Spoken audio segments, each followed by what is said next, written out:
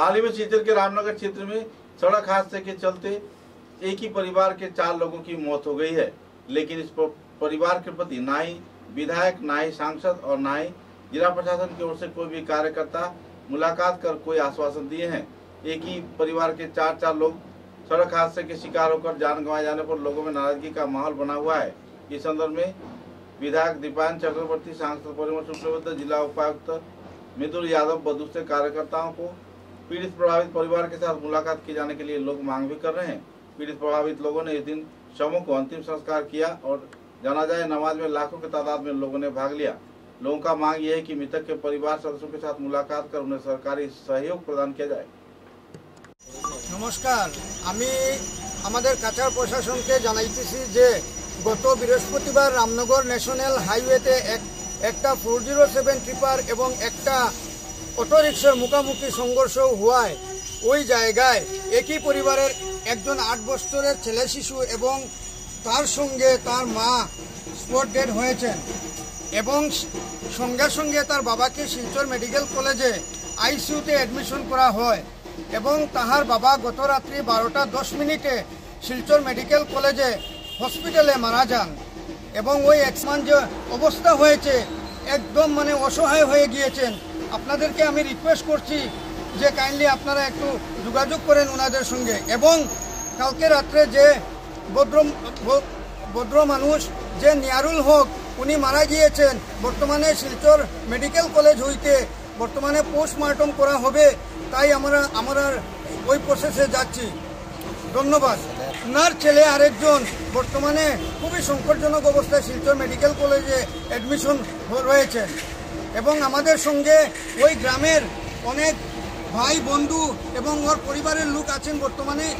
আপনারা কিছু বলেন এই বিষয় নিয়ে। সবচেয়ে বড় দুঃখজনক ব্যাপার হইল যে আমরা যে এরিয়ার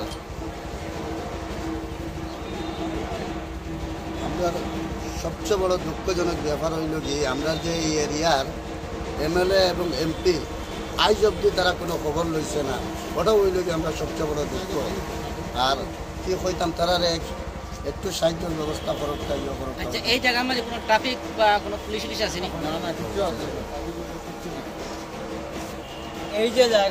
এই জায়গা খুবই মারাত্মক একটা অবস্থায় আছে। এই জায়গা এখন অবধি কোনো ট্রাফিক ব্যবস্থা নাই। আমরা প্রশাসনকে বারবার অনুরোধ করি যে এই জায়গার মধ্যে একটা পুঙ্খানুপুঙ্খভাবে ট্রাফিক ব্যবস্থা করা হোক, যাতে আজকে আমাদের পরিবারের সাথে যে অ্যাক্সিডেন্ট হয়েছে কালকে অন্য কারোর সাথে হতে পারে, বা এই জায়গাতে প্রায় সময় শোনা যায় খুব মারাত্মকভাবে অ্যাক্সিডেন্ট হয়। আরও অনেক সময় অ্যাক্সিডেন্ট হয়ে অনেক সময় মানুষও মারা গিয়েছেন। তাই প্রশাসনের কাছে আমরা অনুরোধ করতেছি যে এই জায়গাতে একটা পুঙ্খানুপুঙ্খভাবে ট্রাফিক ব্যবস্থা করা প্রশাসনকে অনুরোধ করতেছি। একই পরিবারে কতজন মারা গেলেন? এক পরিবারের তিনজন। এক পরিবারের আর একটা আইটিআই স্টুডেন্ট আছিল, ওইটাই মারা গেছে। মেয়েটার বাড়ি কোন জায়গায়? মেয়েটার বাড়ি তো সম্ভবত জারালতলা।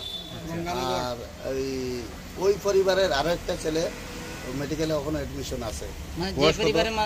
তিনজন মারা গেছে। তারা টোটাল 4 জন আছিল। 4 জনের মাঝে 2 জন স্পট ডেড, একজন কালকে রাত্রে 12:10 মারা গেছে, আর একটা শিশু ছেলে ওখানে মেডিকেলে। বয়স কত? বয়স তো আনুমানিক 10 থেকে 12 বছরের ভিতরে ছেলেটা। সেই পরিবার একমাত্র ওই শিশুটাই? ওই শিশুটা আছে। তো বিধায়ক, সাংসদ কেউ পৌঁছান? কেউ নাই ওখানে। জেলা উপায়ুক্ত প্রশাসন যায়নি? কেউ খবর লইছে না। আপনারা জিপি প্রেসিডেন্টের খবর লইছে, আর বাকি কেউ যে এমএলএ এমপি। এমএলএর নামটা কই? আপনারা এমএলএর নামটা কি? আমাদের বর্তমান এরিয়ার এমএলএ হলো জনাব মিসবাহুল ইসলাম লস্কর। ওনার তরফ থেকে ওনার তরফ থেকে কোনো মানুষ এখনো পর্যন্ত এই পরিবারের সাহায্য যোগ্যতা এমনকি কোনো যোগাযোগ করেন নাই।